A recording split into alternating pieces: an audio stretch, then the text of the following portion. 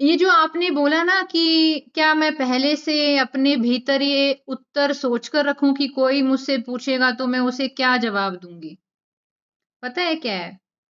आप है ना एक इनविजिबल रिस्पॉन्सिबिलिटी कैरी कर रही हो। इनविजिबल किसी को दिखाई नहीं दे रही है, लेकिन आप अपने भीतर एक इनविजिबल ना दिखाई देने वाली जिम्मेदारी का बोझ उठाकर चल रही हो। That I am responsible to give clarity to the people, कि लोगों को मुझे क्लैरिटी देनी है, ये मेरी जिम्मेदारी है।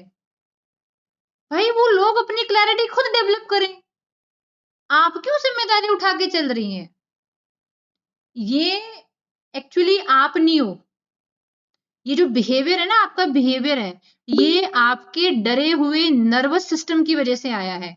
जब आप बचपन में बड़े हो रहे थे ना, जब बचपन में आप बड़े हो रहे थे, तो हम जिस समाज से आते हैं, उस समाज में लड़कियों को ये बताया जाता है बार बार कि भाई तुमको फंक्शनल होना है, यानी तुम किसी की लाइफ में फंक्शनल होनी चाहिए, तुम किसी के काम आनी चाहिए। तुम घर में हो तो घर के काम करो, बाहर के काम करो। यू विल नॉट बिलीव, मेरी ना कई बार मेरी मदर के साथ बनती नहीं थी। पता है क्यों नहीं बनती थी? मेरी मम्मी ये बोलती थी, पड़ोसियों की लड़कियां कपड़े धो के सुखा देती हैं, सुबह 4 बजे उठती हैं, वो झाड़ू पोछा कर देती हैं। फिर इसमें मेरा क्या लेना देना है? करती होंगी भाई वो। ठीक है। मैं थोड़ी सी, शायद मैं शुरू से थोड़ी सी बेशरम थी। ठीक है, क्योंकि मैं अलाउ ही नहीं करती थी कि मैं लो फील करूं, कि ठीक है भाई उसको कपड़े धोना अच्छा लगता होगा, मुझे तो नहीं, मुझे इंटरेस्ट ही नहीं है इस टॉपिक में। हाँ, मैं इतना जरूर कर देती थी कि मेरी मम्मी की तबीयत खराब है तो मैं खाना बना दूंगी, या मैं कुछ इमरजेंसी है तो कपड़े वगैरह धो दूंगी, इतना तो मैं कर सकती हूँ। लेकिन मैंने कभी खुद को ना अलाउ ही नहीं किया। बचपन से ही थोड़ी थोड़ी मोटी बेशरम खाल थी मेरी, कि मैं अपने आप को कंपेयर होने का मौका ही नहीं देती थी। जबकि मुझे बोला बहुत गया है कि जो फलानों की पड़ोसियों की लड़कियां हैं, वो इतना काम कर रही हैं, वो ऐसे कुएं से पानी लेके आती थी, कपड़े धो के सुखा देती थी। आज भी आप है ना यहाँ पे मेरे गांव में औरतों की बात सुनोगे आपस में, तो उनका बात करने का जो पैरामीटर है वो यही है कि पता है वो उनके घर पे झाड़ू पोछे वाली आती है, काम चोर है, करके ना खाएगी। ठीक है। यानी ये कॉन्वर्सेशन है कि उसको उसके काम के आधार पे जज करो। तो भाई देखो मीनाक्षी, आप ज़िम्मेदार नहीं हैं किसी को क्लैरिटी देने के लिए, लेकिन आपने वो इनविजिबल रिस्पॉन्सिबिलिटी इसीलिए उठा ली है क्योंकि आप जब बड़े हो रहे थे ना, तो वो माहौल ऐसा था वहां का कि वो महिला अच्छी जो टूट टूट के काम करे, वो लड़की अच्छी जो घर की रोटियां बना दे, झाड़ू पोछा कर दे, पढ़ाई भी कर ले। हमारे यहाँ पे हैं कुछ पड़ोस में औरतें, ए मारी बहू तो इतनी बढ़िया, घर का सारा काम करके कॉलेज में जा है। लाइक हमारी डॉटर इन लॉ इतनी अच्छी है, शी इज सो नाइस, कि वो घर के सारे काम करने के बाद भी कॉलेज जाती है। ठीक है, और फिर वो और थोड़ा सा प्रशंसा का आधार बन जाता है, अच्छा इतनी अच्छी बहू वो घर के सारे काम करने के बाद कॉलेज जाती है। हाँ ऐसी है। तो कहने का मतलब ये है, आपका जो नर्वस सिस्टम है, आपका जो चाइल्डहुड रहा है, आपने माहौल यही देखा है कि अच्छा वही है जो घर के खूब काम करे, और आप ओवर एक्सप्लेन इसलिए करती हैं क्योंकि आपको लगता है कोई नाराज हो जाएगा तो चुप हो जाएगा, और मैं किसी की चुप्पी कैसे बर्दाश्त करूंगी।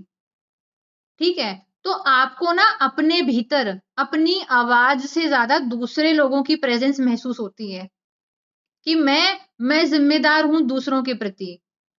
आप वो बोझ लेके घूम रही है जो आपका है भी नहीं। तो फर्स्ट ऑफ ऑल, आपको अपनी प्रूफ करने के लिए, अपनी सेल्फ वर्थ को प्रूफ करने के लिए किसी को क्लैरिटी देने की जरूरत नहीं है। भाई यहाँ पे रिलेशनशिप में लड़का लड़की को क्लैरिटी नहीं दे रहा है, आप बिन वजह सबको क्लैरिटी देने की सोच रही हैं। कितने दुख की बात है ना? कि आप फ्री में सबको क्लैरिटी देना चाहती हैं। ये प्रेशर में है कि मैं क्या जवाब सोचूं कि मेरे आसपास के 4 लोगों को क्लैरिटी मिल जाए। अरे भाई वो लड़की उस लड़के के साथ 7-8 साल से रिलेशनशिप में है, वो लड़का आज तक ये नहीं सोच पा रहा है कि मैं क्या सोचूं लड़की को क्लैरिटी मिल जाए। सोचो आप कितनी अच्छी हो, आप नॉर्मल रिश्तेदारों के लिए, नॉर्मल अड़ोसी पड़ोसियों के लिए क्लैरिटी इकट्ठा करने की कोशिश कर रहे हो।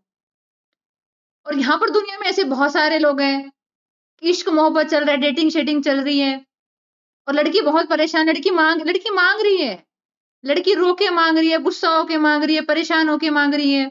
उसको मांगने पर भी नहीं मिल रही वो क्लैरिटी, जो क्लैरिटी आप फ्री में लोगों को देना चाहती हैं। भाई तुम, क्लैरिटी बहुत कीमती चीज है, लाखों की चीज है, मांगने पर भी नहीं मिलती है, आप लोगों को फ्री में देना चाह रही है। कुछ तो लोचा है, कुछ तो गड़बड़ है बाबू भैया, लड़की का चक्कर लगता है औरत का चक्कर इसीलिए मीनाक्षी जी, ये जब आप खुद से अच्छे से बात करना जो सीख रही हैं पत्र के माध्यम से, शायद 2 4 10 15 20 पत्र और लिख लेंगी, थोड़ा और ऐसे माहौल में रह लेंगी जहां पर आपको ये पता लग रहा है कि आप नहीं है जिम्मेदार किसी के लिए।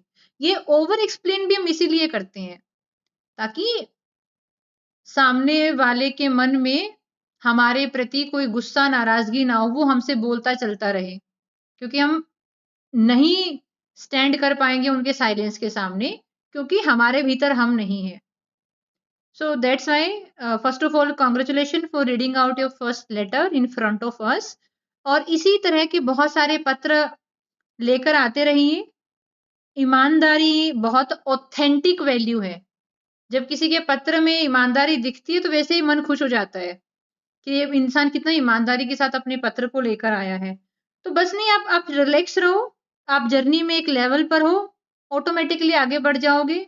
पारुल से बढ़िया कौन सीख सकता है? पारुल पारुल तो शुरू के 3-4 दिन में ये बोलती थी, ये तो आउट ऑफ सिलेबस फील हो रहा है मुझे, कहाँ आ गई मैं, कहाँ पैसे वैसे लगा दिए मैंने अपने ये, ठीक है फिर उसके कुछ दिन के बाद पारुल को थोड़ा समझ में आना शुरू हुआ, और आज भैया बेहतरीन पत्र लेकर आई है। पारुल इसी बात पे एक बार बोल दो, भाड़ में जाओ प्लीज।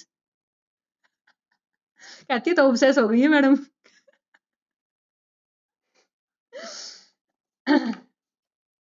मैम फिर उसकी ना वैल्यू रहेगी, अब कल बोलूंगी मैं। क्या क्या नहीं, आज आज बोल दो, कल नहीं बुलवाएंगे, इतनी वैल्यू भी नहीं दूंगी मैं, रोज बुलवाऊंगी आपसे। देखो ये ओवर इन्फ्लेट कर रही है अपनी वैल्यू को। आज आज है, जितना भाव मिल रहा है ले लो। आपसे सीखा है कि अपनी वैल्यू बनानी है।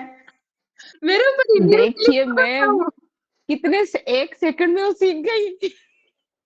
स्पीड ज्यादा, लर्निंग स्पीड काफी बढ़िया है चलिए तो ठीक है, अब हमारे पास